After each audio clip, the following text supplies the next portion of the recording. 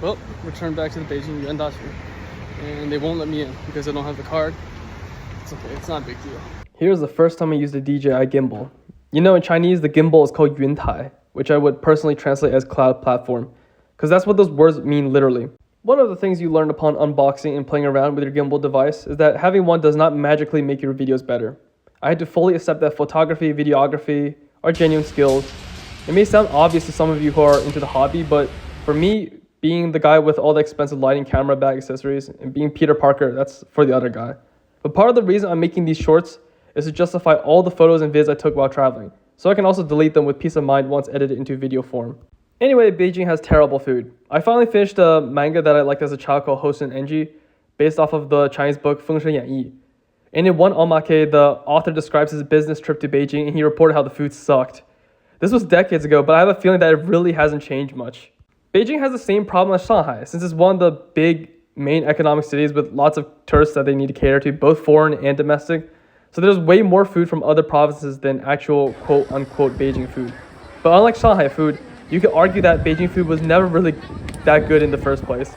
It's really just Peking duck and jjajangmian. The former can be too oily for your Laowai friends. The latter more likely to be a miss than a hit if you don't go to the right noodle restaurant.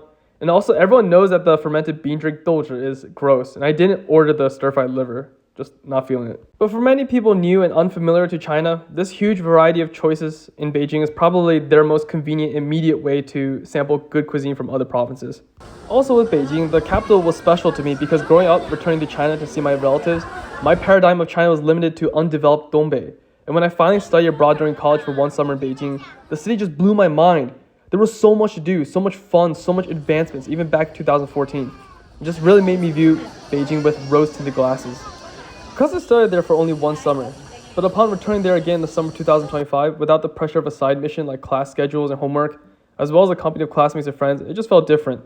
It was still hot, some roads were surprisingly dilapidated, and felt like they were neglected from years of maintenance. And by now I visited enough Chinese touristy cities to see the same patterns in the city design, with the same shopping streets and old streets, street food streets, temples, and parks. My favorite place to visit was actually the Confucian Temple.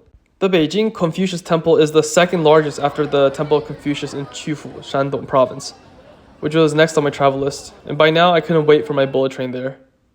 Due to how expensive the hotels, food, and taxis are compared to other places, I'm going to equate the fun level of Beijing with me traveling to Harbin during the early spring. 6 out of 10.